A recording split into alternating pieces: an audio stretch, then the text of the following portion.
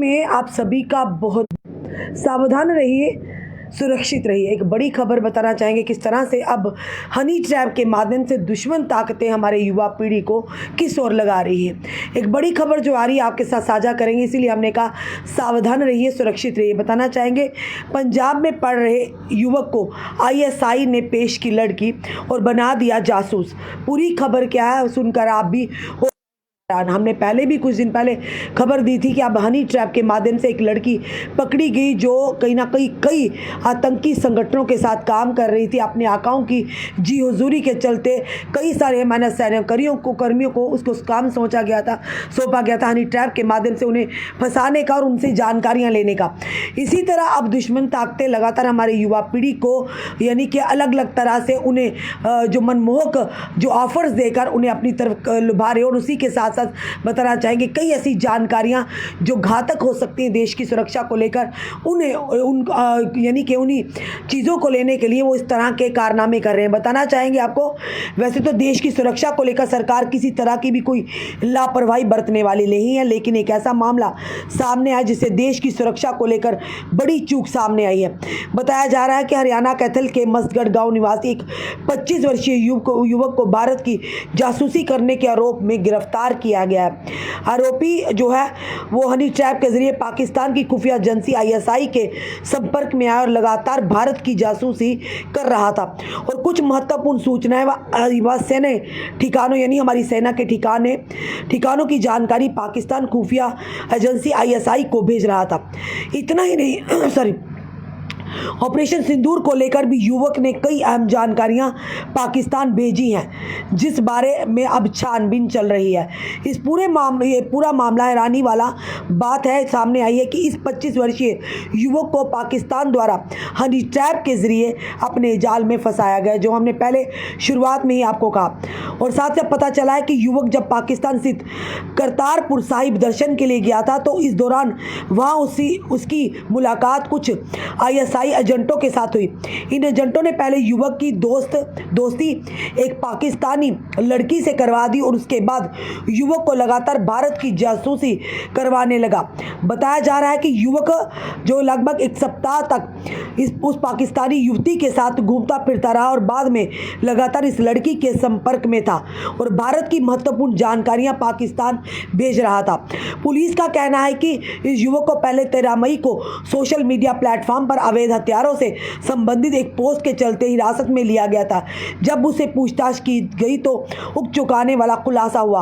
आरोपी ने कबूला कि जब वह कॉरिडोर के रास्ते पाकिस्तान स्थित करतारपुर साहिब, ननकाना साहिब, लाहौर और पंजाब साहिब जैसे धार्मिक स्थलों पर दर्शन के लिए गया था, इस दौरान उसकी मुलाकात पाकिस्तानी खुफिया एजेंसी आईएसआई के एजेंटों के साथ हुई थी। युवक ने कबूला कि उसकी पहले पाकिस्तानी लड़की से दोस्ती करवाई गई और बाद में उसे लगातार भारत की खुफिया जानकारियां पाकिस्तान जुटाने लगा।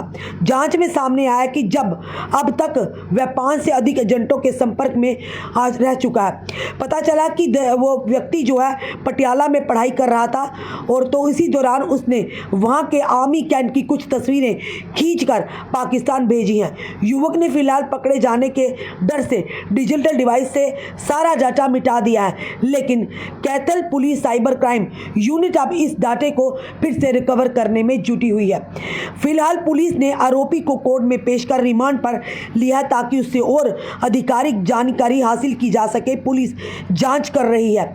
बताना चाहेंगे कि इसके साथ कौन कौन लोग शामिल हैं, जिस बारे में आने वाले समय में बड़ी खुलासे हो सकते हैं, लेकिन 25 वर्षीय युवक ने जो किया है वह राष्ट्रीय सुरक्षा के लिए बड़ा खतरा माना जा रहा है। हमने पहले ही कहा और 2 दिन पहले भी आपको खबर दी थी कि सावधान रहिए, क्योंकि अब दुश्मन ताकतें लगातार हमारे युवा पीढ़ियों को इस तरह के हनी ट्रैप में फंसाकर हमारे देश की खुफिया जो जानकारी है वो हासिल कर रहे हैं, सैन्य ठिकानों का पता कर रहे हैं। जिस तरह से इस 25 साल के युवक को जो पड़ता है, जो करतारपुर कॉरिडोर में गया था और जिसे एक इनके यहाँ पर आईएसआई के एजेंटों से मुलाकात की और उन्होंने उसे हनी ट्रैप में फंसाने के लिए एक लड़की उसके सामने रख दी, यानी लड़की के माध्यम से उसे फंसाने का पूरा प्रयास किया। था। और जब लड़की के साथ वो संपर्क में था, कई सारी यहाँ की जानकारियाँ जो थी, खुफिया जानकारियाँ, वो पाकिस्तान को देता था। और उसी के चलते यही नहीं बल्कि कई आर्मी कैंटों की उन्होंने फ़ोटो एक आर्मी एरिया की तस्वीरें खींच कर भी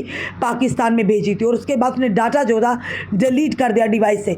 पर उसी के चलते जो पुलिस है वो लगातार उस डाटे को रिकवर करने में लगी। और साफ तौर पर कहेंगे कि कहीं ना कहीं ऐसे लोग जो हैं वो देश की सुरक्षा के लिए बड़ा खतरा हो सकते हैं। फिलहाल आगे की कार्रवाई जारी है, पूरी जांच की जा रही है, एक एक चीज़ पर खंगाला जाए कहीं और लोग तो नहीं इसमें शामिल जो इसी तरह के हनी ट्रैप में फंसे हों, या और इनका ग्रुप हो जो इस तरह की जो हमारी देश की जो कॉन्फिडेंशियल चीज़ें हैं, कॉन्फिडेंशियल जो खुफिया जो चीज़ें हैं या दस्तावेज़ हैं वो उन तक शेयर करता हो। फिलहाल अभी तक की बड़ी खबर है।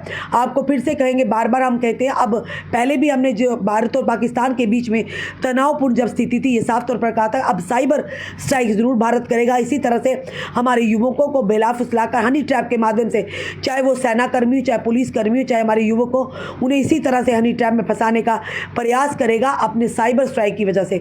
तो इसीलिए हमने कहा कोई भी अगर अवैध तरीके से आपको सोशल मीडिया के माध्यम से आपसे मुलाकात होती तो उस पर इतना भरोसा ना कीजिएगा। हो सकता है वो व्यक्ति भी ISI एजेंट हो या दुश्मनों ने उसे प्लान किया हो हमसे जानकारी लेने के लिए, हमें हनी ट्रैप में फंसाने के लिए। खास करके युवा पीढ़ी के लिए हम कहेंगे, और सावधान रहिएगा, सुरक्षित रहिए। फिलहाल आपका क्या कहना है ज़रूर बताइएगा, और इस वीडियो को जितना हो सके शेयर कीजिए ताकि जानकारी हर एक युवक युवती तक पहुंचे और वह सावधान रहे, ताकि ऐसा ना हो कहीं ना कहीं आने वाले समय में आप परेशानी में पड़ सके, आप कानूनी कार्रवाई में आ सकते हैं। ये ना हो आपसे कोई ऐसी गलती हो जाए जो देश की सुरक्षा के लिए बड़ी घातक साबित हो सके। जुड़े रहिए ऐसे हमारे साथ अगले अपडेट के लिए। जय हिंद, जय भारत।